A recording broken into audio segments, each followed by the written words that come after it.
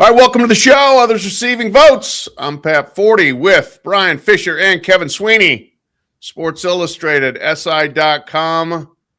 Good to have you all with us today. The Derby, Kentucky Derby was Saturday. I don't know a soul who won money on it. And usually I walk out and I can find somebody I know who somehow won something. I got nothing. Did you guys, anybody, do you know, did either of you get rich or know anybody who did on the Kentucky Derby? Well, I was saying before we got on that I had a big group of college basketball folks that we all put in a name, and none of us had Golden Tempo. So yeah, not a great Derby for the College Hoops clan. Bryan, nothing. I got nothing other than shout out to Donna Brothers for nailing it in her last Derby. Yeah, well, Donna Brothers is a pro. But yes, while everybody was losing money at the track, a lot of people have been losing money or searching for money in college sports. And we're going to talk quite a bit, actually, about money today and money matters in this show. We are going to discuss the first major college football gambling scandal as a star quarterback tried to make more money and means that are impermissible under NCAA rules.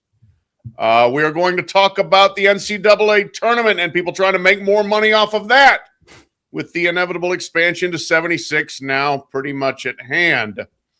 We're going to talk about the private equity push for more cash, why the Big 12 struck a deal, and more reasons why the Big 10 did not strike a deal with PE.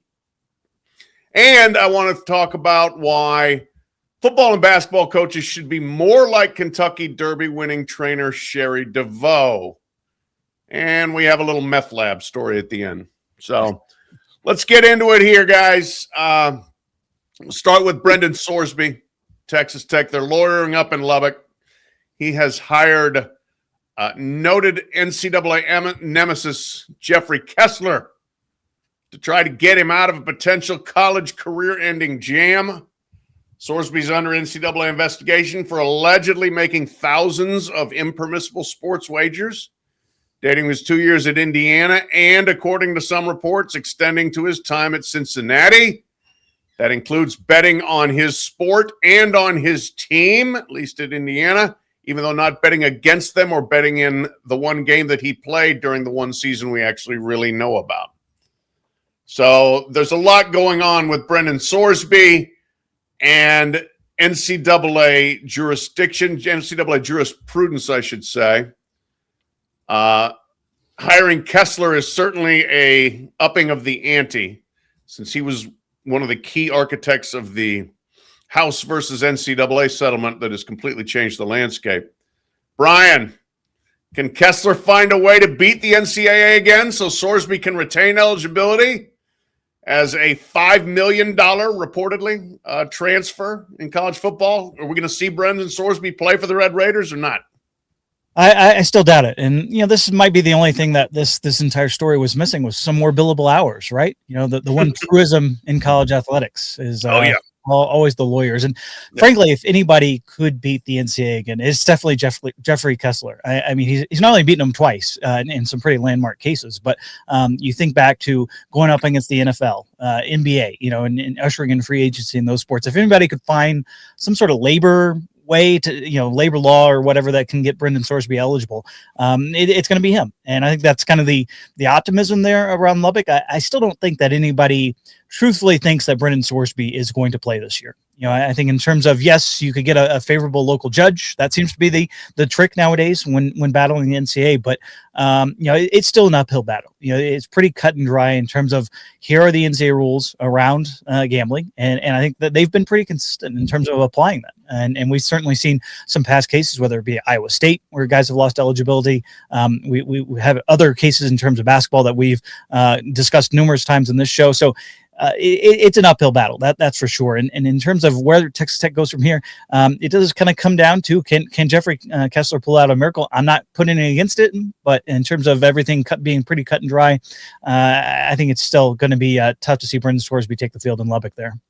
Yeah, I think it'd be a huge blow to, I think, the sport's credibility if this, if somehow they're able to win in the courts, right, this is a cut and dry rule. And also, like, I think something that would be pretty consistent across any sports league. Like, if you bet on your sports league, you cannot play here anymore. That seems like a pretty reasonable rule that he broke and has to live with the consequences of. I'm probably more interested in potential challenges to this ghost transfer policy that the NCAA has adopted. They have been very diligent in putting on a really strong penalties if you try to have a player transfer into your program outside of a portal window. This is after last year we had like the Jake Retzlaff situation and a couple others that guys transferred outside windows and essentially said, all right, if I just unenroll in my current school and I enroll somewhere else and nobody recruits me, then I'm all set to go. That seems like where maybe Texas Tech can try to push the NCAA in the courts and potentially have some success. I just don't know who that player is, and can they get out of their contract at their current school? I mean, certainly Texas Tech has the money to make it interesting if they so choose. So that to me is probably the more intriguing legal battle, even though I'm sure we'll start at least with the Hail Mary to get Sorsby on the field in some form this year, even if it's with a suspension of some kind. Yeah, that's all right. That's an interesting next step, right? That we've got to exhaust Sorsby's attempts to get eligible first, I guess, and then yes, what does Texas Tech do, and do they try to ghost the NCAA, so to speak? That that rule comes with a lot of teeth, the way it's at least drawn up. But boy, I think the legal challenges would be immediate to that. It's basically that's gonna conjure up restraint of trade and saying that you're just not allowing free movement for players at a time when they should be able to move simply because you had this 2-week period or whatever the time frame was back in January. Things changed from January to June. So that may well be where this ends up. And if so, that'll be a fascinating argument. As for this, no, I agree with you. I think that the amount of time, energy, money, and effort the NCAA has spent on gambling education for players, first of all, making sure they know what the rules are, and then secondly, trying to make them understand the penalties, and then, if need be, ways to get help if you are in a situation like that. This is like the most plowed ground imaginable for the NCAA. And if you can't enforce this rule at this point, then what exactly are they going to be able to do? So I don't think there's any way the NCAA doesn't go down fighting if they have to. I'm not sure it'll even come to that, but we'll see. So, but that does kind of bring me to this next point. Sorsby is a far bigger deal than the basketball players we have talked about at the smaller schools who were ensnared in the gambling scandal in the last couple of years. This is obviously a different situation. Sorsby's not accused of tanking games, of manipulating his own performance, of doing anything actually criminal other than maybe gambling underage, which is a misdemeanor. But it does talk to the uneasy proximity between college kids, college athletes, and the amount of gambling that goes on college campuses and the ease with which they're able to do it. I mean, everything I have heard is that a huge percentage of your average college campus is betting all the time on stuff. It may not be big bets, but they are doing it. And we are putting athletes, obviously, in the same dorms, in the same classes, at the same parties with all of these people that are gambling. Is there any way to untangle the connected threads and either deregulate and say, go ahead? Or does the bright line need to be drawn there? I mean, how do we handle this situation? Kevin, you got any thoughts on that? Yeah, I think it's going to be, largely impossible, right? Sports betting is rather ubiquitous, as you said, on college campuses, but just generally speaking, right? I think all of us have probably witnessed in some form fans going crazy right behind us or around us that are yelling about, a third made three by a guy to win a prop bet I think I was at the Big Ten tournament. And I was sitting in the stands with a coach's family, and like right next to them is some guy who's like sweating out a guy hitting a third three in the final 2 minutes of the game. Like this is where we're at.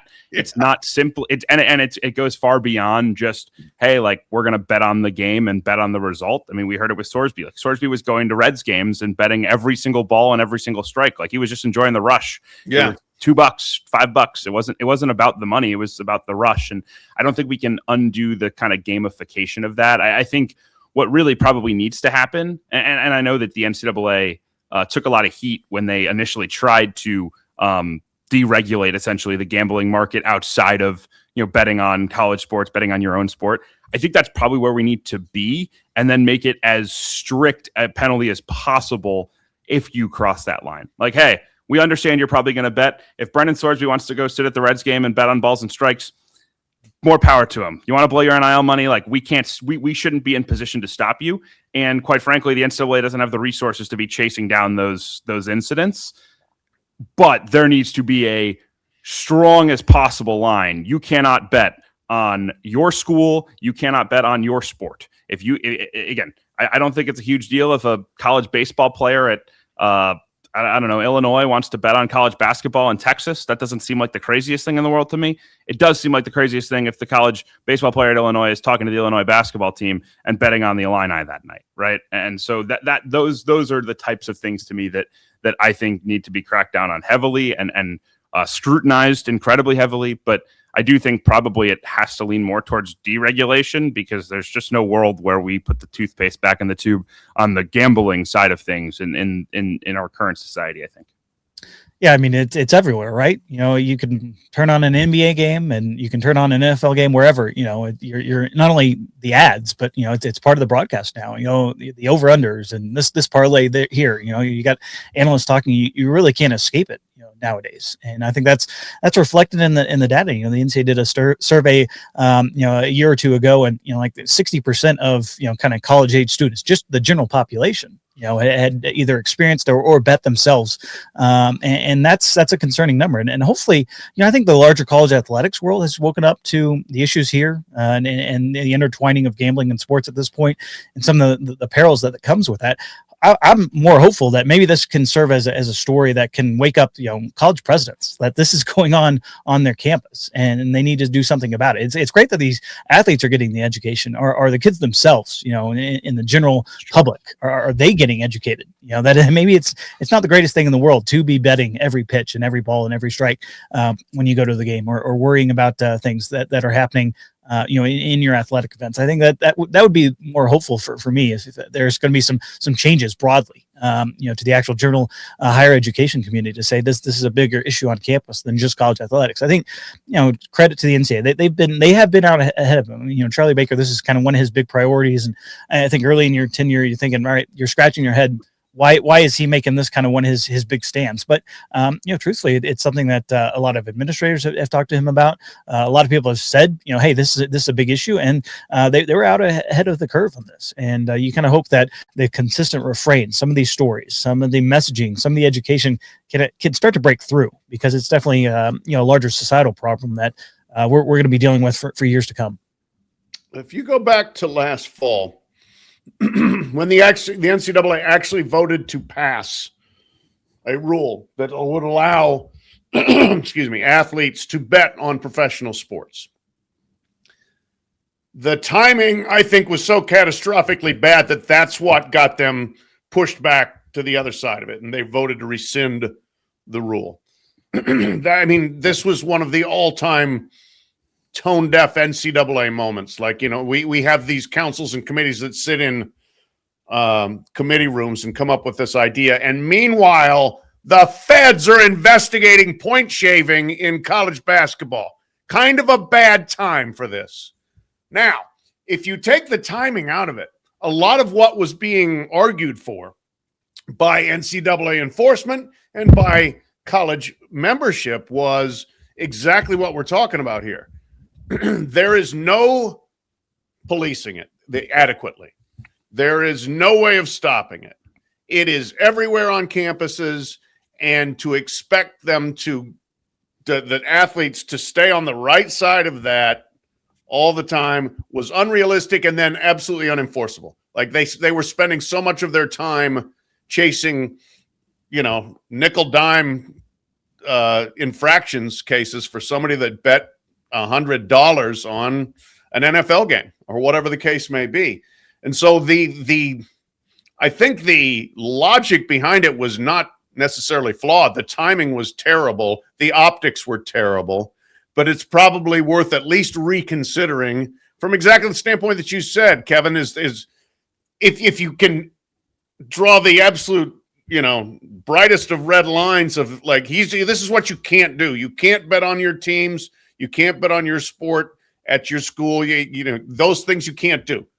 And everything else, okay, we'll learn to live with it. I don't know. It's uneasy. It's unsettling. It would be rife for abuse and problems, I think, but it might be the most realistic way to try to figure this thing out. I wonder, Pat, if there would be a way, and this is, again, probably getting too in the weeds, but like, would there be a way of working with the sports books on something like this? Maybe. Where, like, setting up accounts, essentially, like, I mean, that would feel it would be a little weird. Like, hey, like, go through the school to get your gambling account. But like, could you do something where, like, okay, like, if you're a college athlete, like, it will block you from betting on college sports. All these apps have incredible amounts of control. And again, what's crazy about this to me is, like, it seems that I have to imagine FanDuel, DraftKings, wherever he was betting, had evidence that Brennan Sorsby was gambling on things, for years, and like they're not obligated to send that into the NCAA, obviously, but like they have ways of tracking this pretty well if they want to. And I wonder if maybe there's a work that could be done between the NCAA and the books to help mitigate a little bit of this. You've just given rise to a new job path in college athletics: the assistant athletic director in charge of setting up gambling accounts for the players. It'd be the ultimate, like, through the looking glass moment. I love I mean, your point is well taken, right? Is now it would be very, very big brothery, that like the school and the gambling companies are going to combine to tell you what you can and can't bet on. And by the way, we are running an introductory special if you want to get down on the NBA playoffs. This would be, it's fascinating. I mean, look, here's what they just got to explore all the options and figure out where this thing is actually, where the line is going to be between what's enforceable, what's not enforceable, what really matters most, and how many problems you want to take on with it. So it makes you long for the days of where, the black bag was, passing the casino chips over to guys to pay them under the table, right? And the other problem too, Kevin, to your point, like the issue that I think the NCAA has been pretty proactive, but like the issue too is like a lot of these kids, and I think we're probably on the verge of another scandal if you ask me, in terms of like the prediction markets and stuff like Kalshi and all that, like that's completely unregulated. Totally. And like there's no monitoring of that. So like if you're talking about some of these athletes, and this is obviously a case involving a state in Texas that does not have legal gambling, but you can do through these prediction markets. So like like there's a lot of issues at hand beyond just this little kind of limited case itself. Yeah, there's the prediction markets are the kind of that next frontier, and it shows how far wagering is ahead of people trying to get their arms around wagering, from a regulatory standpoint. So again, next frontier. One other Sorsby thought here. This is interesting to me because there's been a lot of talk already about him going into the NFL supplemental draft and, possibly being taken as like a second round pick. And the way that supplemental draft works, if you put yourself in, there's the teams have a chance to draft you, but they have to decide what round pick they would want to use. And a lot of teams would pass completely. But if somebody says, yeah, you know what, I'll use a second round pick on Sorsby. I mean, I've talked to people in the NFL and who cover the NFL, and they think he's super highly regarded there. He's got big time arm talent and a lot of the other qualities you want in a prospective NFL quarterback. One quality you don't want is a quarterback with a gambling problem. And I wonder if there needs to be a bit of a history lesson here. You guys are much younger than I am. Have you heard of Art Schleister? Of course. Okay. I have not. Okay. Well, Let me tell you about Art Schlichter, Kevin. Superstar quarterback at Ohio State, late 70s, early 80s. One problem, he kept ending up at Scioto Downs horse track gambling. Got in some trouble while he was in college. Didn't stop the NFL. First round pick, number 4 overall pick. How did that work out?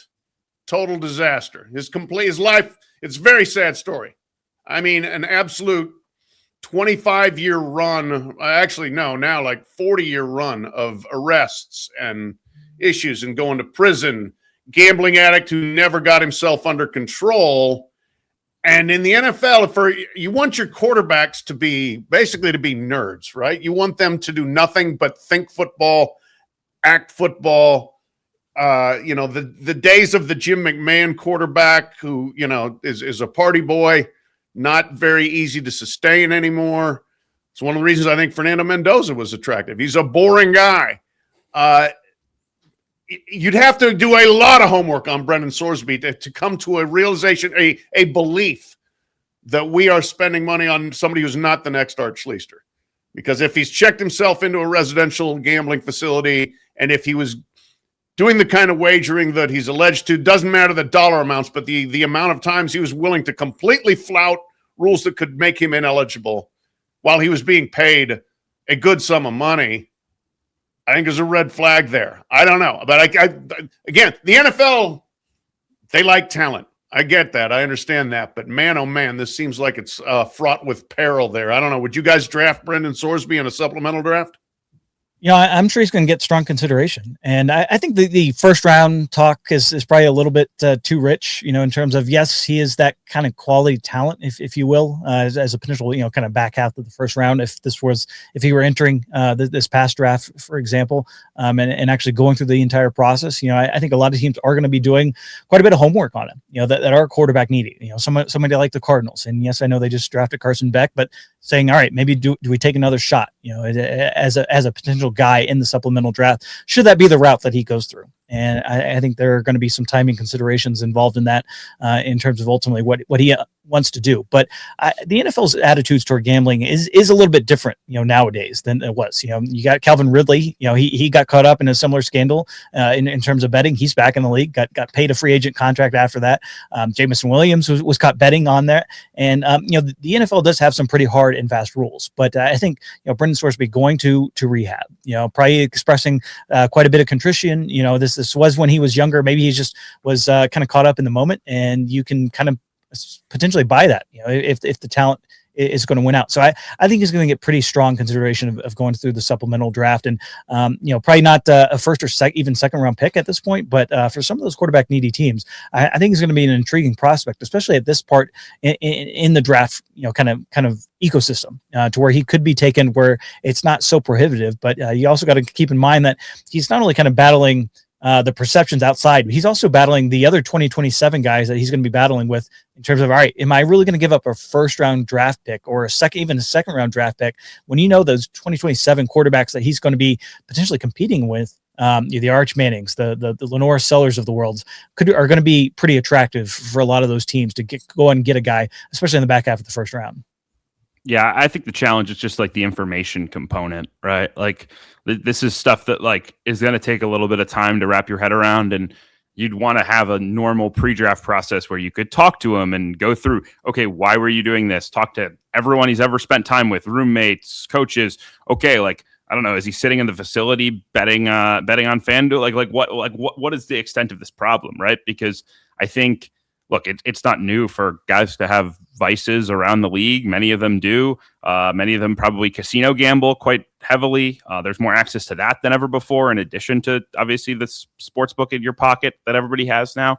So I think it's probably less, oh man, this guy's going to lose all his money, or this guy's going to be in trouble with the law. It's all right, why was he doing this? Is this something that's going to continue? Where is his life headed? And how does he spend his time off the football field? And those are the things that I think they're going to need answers on quickly if you're going to make the investment. But I do think, if you can get a potential first rounder in the 2027 draft for the cost of, let's say, a third round pick, have him in camp for a year and try him out essentially. And if it's, okay, we swung and missed on a third round pick, and we go try to draft a quarterback in the first and 27.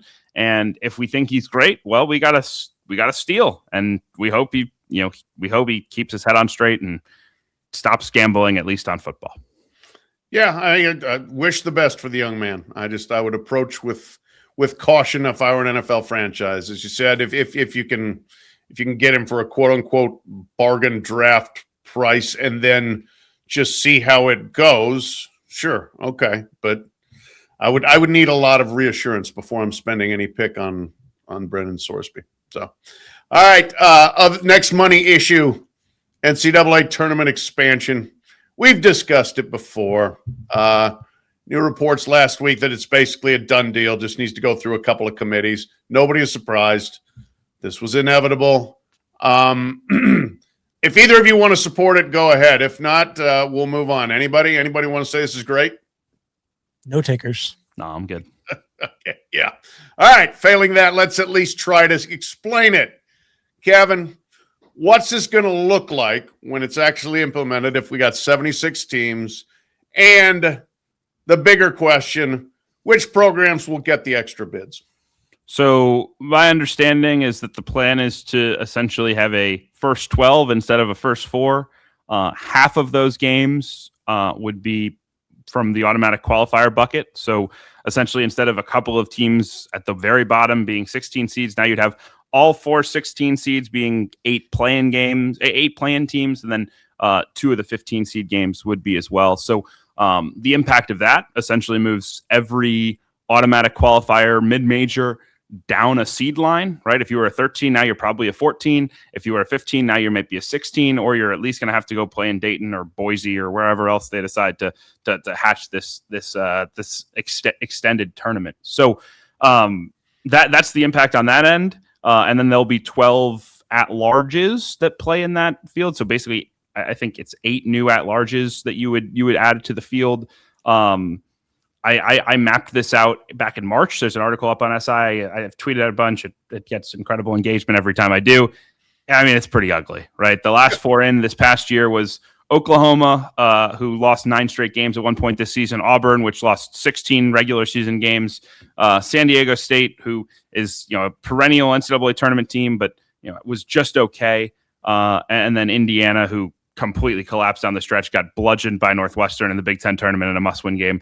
They're sneaking in without much drama at this point. And then the other 4 I mocked out using the wins above bubble tool, and those 4 were a really bad Oklahoma State team, a middling Virginia Tech, Cal, and then the best one is that the last team in based on the WAB was Arizona State and Bobby Hurley. So if that is the group that you wanted to see in the tournament, you're welcome. Yeah, I mean, it seems that the argument from the few that support this is, this is the only way that mid-majors can get at-large bids. It's gotten too big. There's no chance. I find it very hard to believe that this is going to add substantial mid-major representation to the field. The goalposts will keep moving. Maybe 1 extra gets in a year, maybe 2. I would guess, I'll say it's 1 from like the good mid-major leagues, right? The new Pac-12, maybe the Atlantic 10 steals a second bid here and there. And then every couple of years, you'll get an Indiana State or I don't know, this year would have been a good example. I mean, Miami, Ohio obviously got in. Someone like that. Maybe if Miami, Ohio's had 3 or 4 losses, they might have snuck in this way. So there is a door that opens for teams that wouldn't have gotten in otherwise. But for the most part, this is going to be a handout of bids to the power leagues that now can get even more middling teams into the dance. And in exchange, the automatic qualifiers now don't get like the full big dance experience without winning a game. And I think that to me is the most disappointing part, is that there's going to be a lot of teams. I mean, think about like Siena from this year. Like Siena with 5 players would have had to go play a play-in game that, let's say they win. Now they go play on 36 hours notice against Duke. Like, best of luck to them. And just that part to me stinks about it more than anything. I am curious though, if those 16 seeds do end up at Siena's random case aside, like are a little bit stronger than we would normally see against some of those number 1 seeds. Maybe that is the case, and we do see some closer games, in terms of those 116 matchups, or even for others down the bracket. I'm more curious about some of the kind of second order effects from this expansion. We really haven't seen this kind of like schedule palooza, this time of year where we're trying to see athletic administrators, coaches trying to get games and put together some of their schedules. Like I'm not seeing an uptick in terms of hey, I'm willing to go on the road and play one of those mid majors now because I know I got a little bit of extra slack in the schedule. I'm not really seeing some of those issues. I'm going to be, you mentioned Arizona State. Like I actually anticipate once this move gets announced and things become official, athletic directors are going to probably be thinking ahead next season in terms of, all right, even if we sneak into the tournament, I don't want the precedent of having to fire my coach, after going to making the NCAA tournament. Maybe it's the first time in 3 or 4 years when I know I want to get a guy out and I know who my candidate is. I would anticipate more firings, either mid-season, or kind of the early kind of February-ish, possibly before conference tournaments as well. Like I know coaches are like, thinking, all right, this is going to be great. It'll be much easier to make the NCAA tournament, keep my job, get my raises, get my bonuses. I don't think they're necessarily thinking too far ahead in terms of, all right, well, yeah, the pressure is going to be on too. And if somebody wants you out, it's probably going to end up happening earlier rather than later in this new cycle that we're going to see as part of this expansion. So yeah, Kevin, out of the 8 at larges that you mentioned, 7 are from power conferences. 7 were power conferences. You could argue that New Mexico would have gotten one over like the Arizona State, so then it'd be 2. But again, that's like Mountain West and Pac-12. Not exactly helping the little guy. New Mexico's got like a $4 million NIL budget. So absolutely, yeah. And San Diego State clearly has been a power team for a long time. So yes, it helps nobody other than the people that the mediocre programs that want to be helped. And here's the thing. Indiana fans hated their team. Auburn fans were very disappointed with their team. Oklahoma fans do not care. Oklahoma State fans, fine. They might have been okay. Virginia Tech, not all that thrilled. Cal might have been the only fan base that's like, hey, that'd be pretty cool if we got in the tournament. I don't think anybody else is going to be like, yeah, we're going dancing. So you are not even... You're not even making the fans themselves that happy. And the stuff that we're getting, the Seth Greenberg disingenuous telethons, of what, more kids get an opportunity and that's bad? It's not that hard to earn an opportunity as it is. And I'm sorry, this is not just a let's get everybody we possibly can in sort of situation. We are trying to reward the best teams. We're not trying to reward teams that lose 9 straight games. We're not trying to reward teams that lose 16 games in a regular season. That's not, that you go and tell me that, like, again, the kids at Indiana would have felt great going to the tournament. They're like, oh, all right, we're going. Great, fine. To me, just I have not heard a good argument. I don't think there is a good argument. So miss me with all the arguments, please. I'm not here for it. But this does make me think, fellas, about the dovetailing of the expansion of the basketball tournament with the likely expansion of the football tournament to up to 24 teams.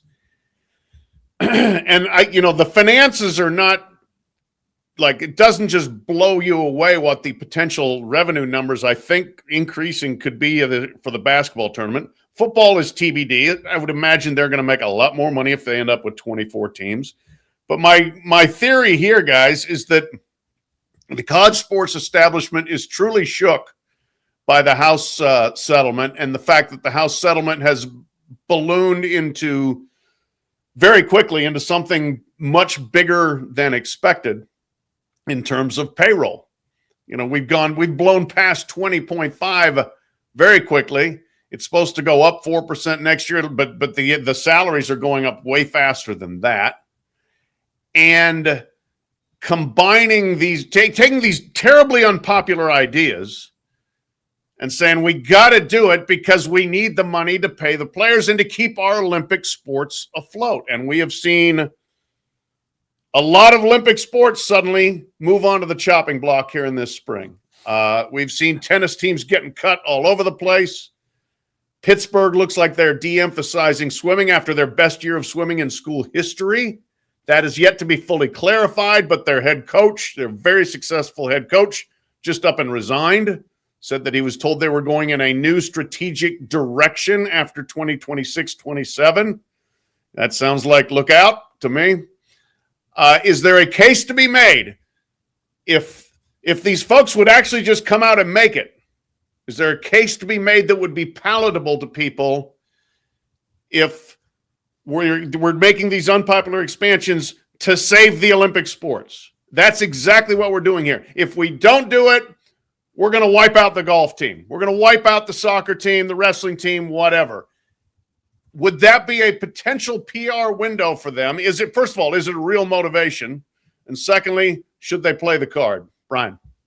No, it's not a real motivation, but it'd be a hell of a better marketing and PR strategy than they currently have right now. Because it's the waffling and we might need some more money. Like, that doesn't resonate with anybody. It doesn't resonate with coaches. Certainly doesn't resonate with fans who don't want this. You could definitely, if you could lay out the case, which that's the most frustrating thing about everything, right? Whether it's college football playoff expansion, NCAA tournament expansion, like the Indiana State's getting in the world, like that's not going to float the boat in terms of, all right, getting the regular fans that invest actually time and money into watching college basketball is not going to get them fired up. And same in football. Everybody, like we always talk about Iowa. That seems like that's the trademark team in terms of, look at Iowa. They could get into the college football playoff. Like, is that really exciting fans down in the SEC to go see Iowa play some extra games? I don't even know if Iowa fans are thrilled in most years to see their team play a few more times like that.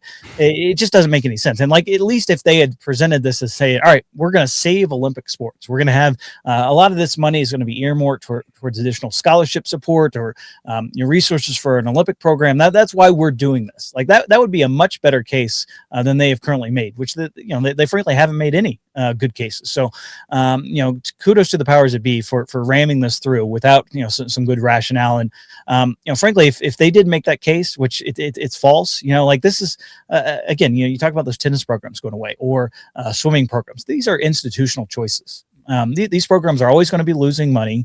These are, essentially, to promote the greater good of the school. And, it's a money losing effort. And it's, the drive for more revenue is never about those sports. It's all about, all right, how can we better invest in more football, more basketball, more men's and women's basketball now, in terms of making money. And, you wish that were the case, that the powers that be would come around to at least providing a good rationale, even if let's say it's false at this point.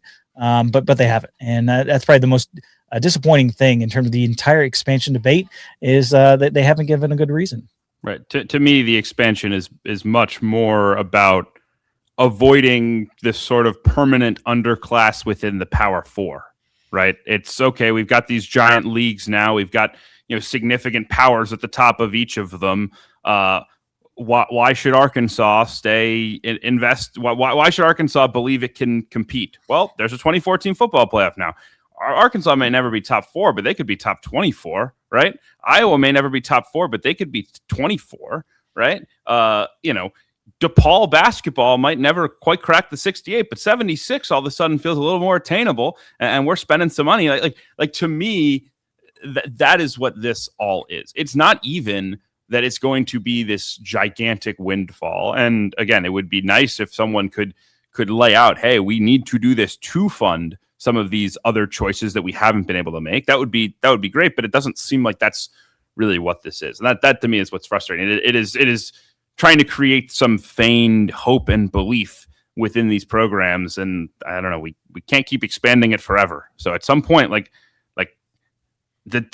there's no 96 team NCAA tournament. It doesn't work. There's no 48 team college football playoff. It doesn't work. Like, we're pushing all the buttons now, and we're hoping it magically creates a little bit more stability in the ecosystem. I'm skeptical that it will, but it'd be nice if everybody would just come out and say why they're doing this. It would be, absolutely. And again, a little more transparency with the financials, always good, especially how much you spending on your players. I would like to know. The other part of this too, the part that clearly people are not interested in undertaking is cost containment. Certainly not for their revenue sports, right? If they're going to contain costs, it's going to be de-emphasizing swimming and cutting their staff in half or whatever the case may be. training table, trips, whatever. Those things are going to go. There's no interest. Like Alabama just gave a massive new contract to a fairly unpopular football coach. Kalen DeBoer did get him in the playoff. They also got absolutely dump trucked by Indiana in the playoff. He has not won an SEC championship. He's lost many regular season games. He may well end up being worth the money, but he's not worth the money now. Got an $87 million contract. They're going to pay the staff everything they feel like they need to pay the staff. They're going to pay buyouts that are huge buyouts. They're going to keep doing the things they've been doing because they feel like that they just are not going to even touch fiscal responsibility with the revenue sports. That becomes the other sports problems, which is part of my problem with this. Along those lines, looking for other revenue instead of looking at cost containment. It's a totally separate issue, but the Duke Amazon thing is interesting. Duke is cutting a deal with Amazon to show 3 games that they say the money will be partially earmarked for NIL for players. It's pretty savvy move, I think, although I wonder what the conferences that control their media rights, particularly the ACC, but then also the teams they're playing against are getting out of the deal. But this is another matter here. Big 12, private capital deal. Been talked about. We have a conference that's going to do it. Approved a 5-year agreement with Redbird Capital Partners. Strategic partnership that, let's see here. As I said, 5-year deal, and will provide $12.5 million capital infusion, which ain't very much, frankly, to help create more commercial revenue for the conference. 16-team conference, 16-school conference. Now, the league's 16 schools also will have access to up to $30 million each. That's closer to a real number. A line of credit, keywords, line of credit, has to be paid back, double-digit interest rate over time. Bryan, tell me, what do we have here? And who is this a good idea? Is it a bad idea? There's risk involved. Who out of the Big 12 schools do we see possibly jumping in on this?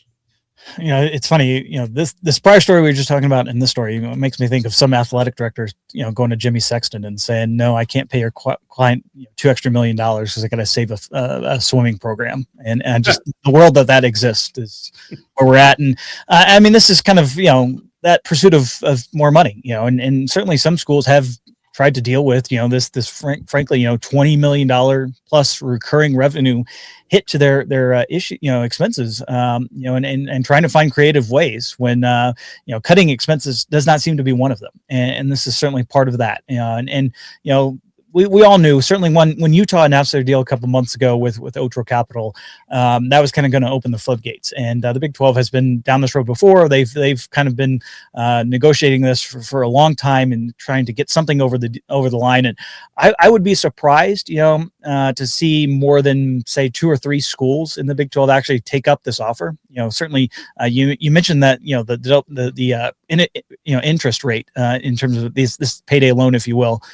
You can go to your administration, whether it's the school itself raising some bonds, that sort of thing. Even the donors, if you want to avoid paying certain percentages, and which a lot of these schools are going to do. Like I don't think Texas Tech is necessarily going to say, "Oh, great, another $30 million," when we can go to Cody Campbell and top up that way, if you will. So I think that's going to be of interest. This is certainly an option for some of those schools that maybe there are some short-term issues, maybe there's some capital needs that they have in the immediate considerations that they want to kind of get over the line, that their donor base is not necessarily on board with yet, that they think they can kind of push off, the actual getting the dollars and cents into the bank accounts earlier. This is a way to do that. And, I don't think this is obviously the first of its kind, probably is not going to be the last of its kind, but it is going to be interesting to see which schools ultimately take it up. I don't think it's going to be all right, yes, all 16 schools are signed up. They're getting the $30 million checks and away we go. This is much more limited. And, truthfully, this is probably even more so, not necessarily about the overall dollar figures. It's about having access to the folks at Redbird. Weatherford Capital is another one involved in this one, just like their operator experience. How can we go to our stadium and provide additional revenue in terms of premium seating options. Maybe they have connections in the ticketing world or whatnot. That's more of I think the ultimate emphasis in terms of this deal, and why the Big 12 office has pushed it so far as well. And let's face it, when those media rights come up, Redbird Capital's another one, and that's heavily invested in a lot of media companies as well. Maybe there's some doors to be opened there down the road, where you kind of think not only the next 4 or 5 years, but maybe this is more of a 5, 10, 15 year time horizon where you're thinking, all right, just getting in bed with these guys could be potentially beneficial for the conference at large. Yeah, if I was all the way up to a governor in the state, if I was running a university administration beyond athletics, I would need some serious answers as to how Redbird Capital is helping me if I'm allowing my athletic department to take a $30 million high interest rate loan. Like that feels really dicey to me, particularly, again, it would imply to me that there are fewer levers to pull to get more money. Right? $30 million is not so much cash that it couldn't be done through the school or through a bank or through the state funding. Again, this is what we do when we build stadiums and things this is all stuff that has been done in the past. So if I would need some serious answers how Redbird is helping me get to the finish line before I'm allowing my athletic department to sign off on this deal, and how we're paying it back. Because again, if this is just to cover some costs, we've got big problems here, right? This needs to be a clearly targeted investment towards future revenue. And again, $30 million is a lot of money. Let's not trivialize it, but it's not so much money that it's not the thing that's allowing you to do the mixed use entertainment district around your stadium or something like that, right? It's a small sliver of something like that schools are hunting for giant paydays down the road. Right. Exactly. That's yes. If you're adding a $600 million entertainment district around a stadium like Nebraska, and that's not all that money's going for. But that's a whole different price point than what 30 million is going to do for you. And I would think, somewhat Brian's point, that a friendly local bank that the CEO or president of is one of your boosters could probably get you a better interest rate for a line of credit if you need one than that. So I remain skeptical of public or private equity in all these situations, but I understand why people are looking at every avenue possible. One league that cannot cry poverty, Big Ten. Financial report, whoa, baby, came out, and the league distributed $1.37 billion to its 18 members. Easily the most for 1 year for any conference. The interesting thing to me is, congratulations to the athletic directors who now get to splurge with that money, but in the GMs for your football and basketball teams. But the interesting thing to me is that less than a year ago, the league nearly sold 10% stake in itself for $2.4 billion to a not private equity, but a private capital venture. Think about that. Think about the amount of money they are making. They nearly gave away 10% for not much more than that. Less than double what they made in a year. So this is another brilliant Tony Petitti plan that went awry because the rest of the league said, enough members of the league said, no, we're not going to do it. But it does give rise, that dollar figure jumps off the page, and it does further, I guess, increase the question whether the Big Ten has the ways and the means to continue to separate from the SEC and everyone else. Kevin, what do you think? Yeah, I mean, look, I think the Big Ten is the most sort of professional national sports league among college sport in college sports right now. Let's be like the SEC is the SEC. The brands are incredible, but if the Big Ten was trying to do its own thing, it would make much more sense as a national sports enterprise than what the SEC is. That is how the league has positioned itself now, with really well over a decade of realignment dating back to Maryland and Rutgers, and now with the West Coast corridor. it does feel like there's a little bit of separation.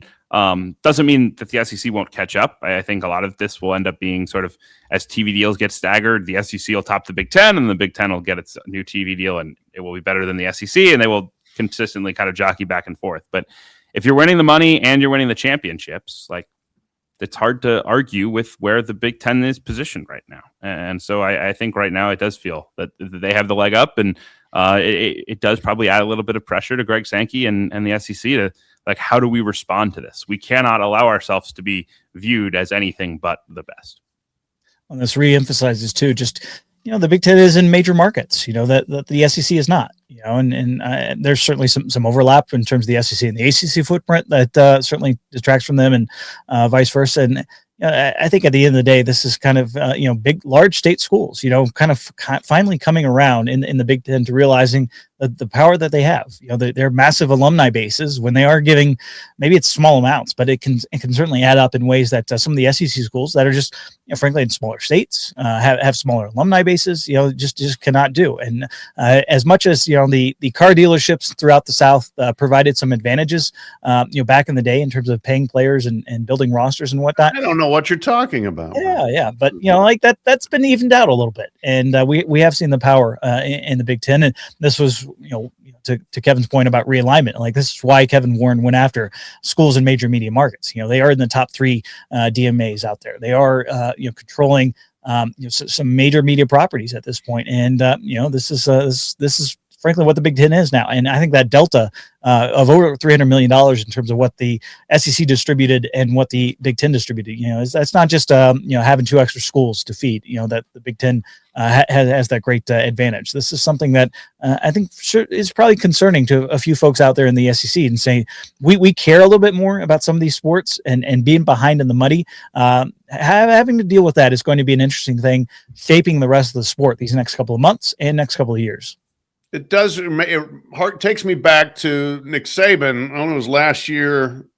I think maybe it was, saying basically that the SEC's advantage is, from a football standpoint, certainly has always been the talent. But when the money shifts things, the talent will go where the money goes.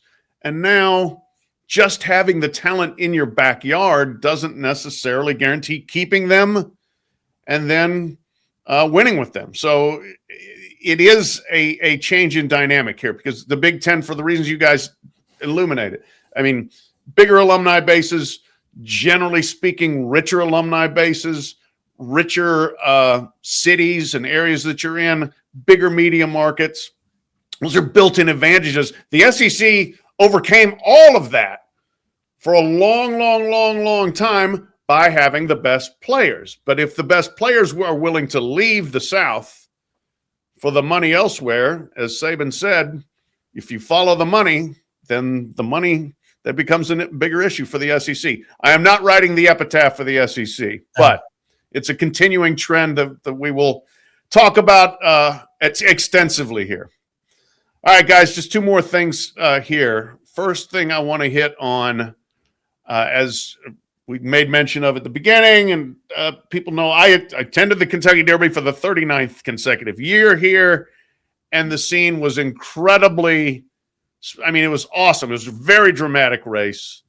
But the scene that I think really kind of got everybody was the video of the winning trainer, Cherie DeVoe, of the horse Golden Tempo, who became the first female trainer to win a race.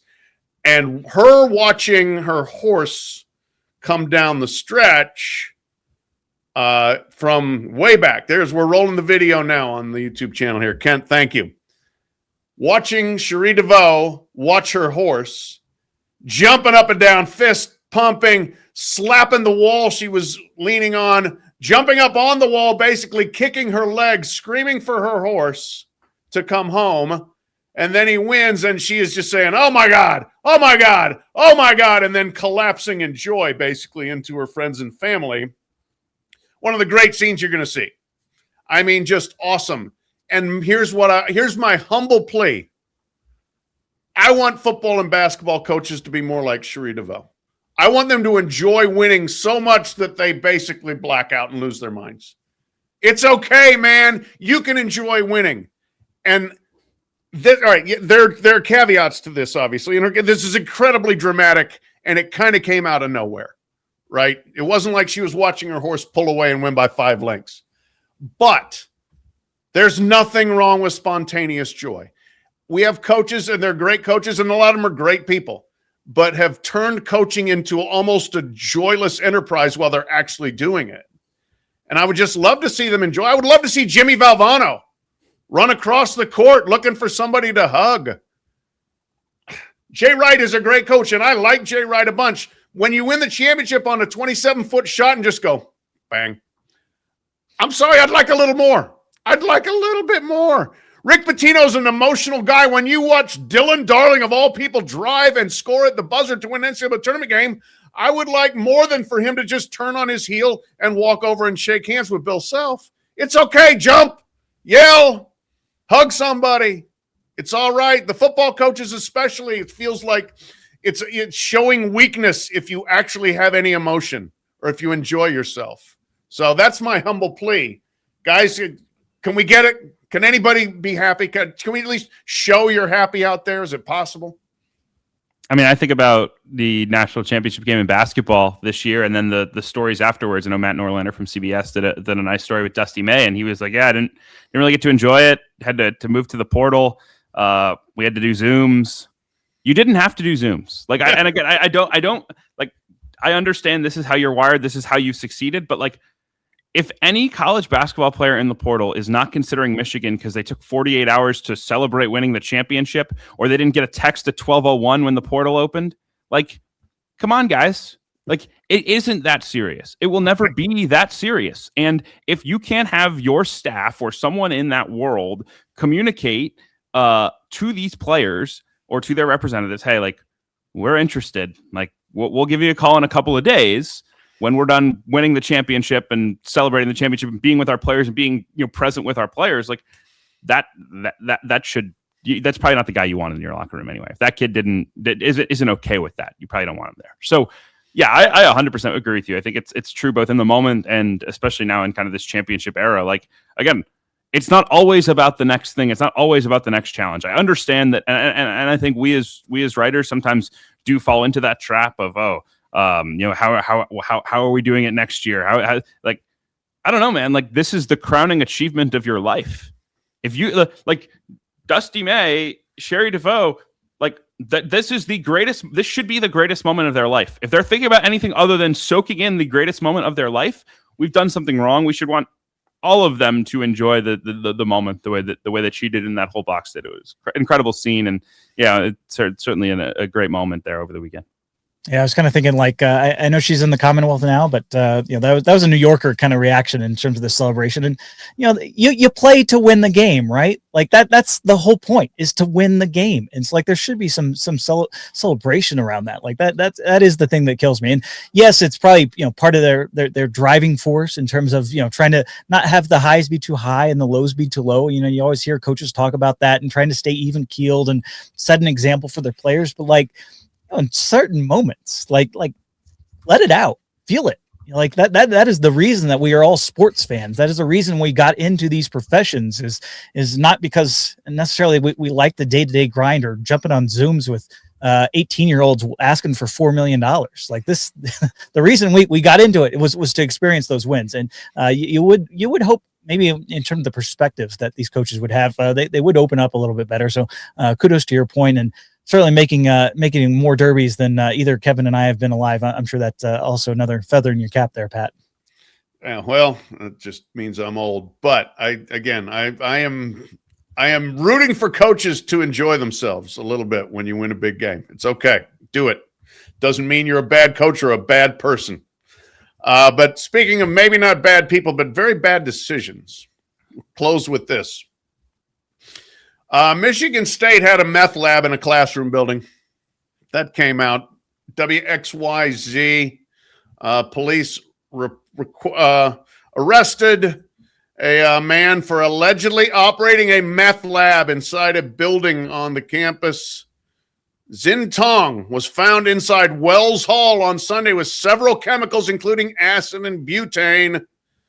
The chemicals caused more than $20,000 in property damage to the building.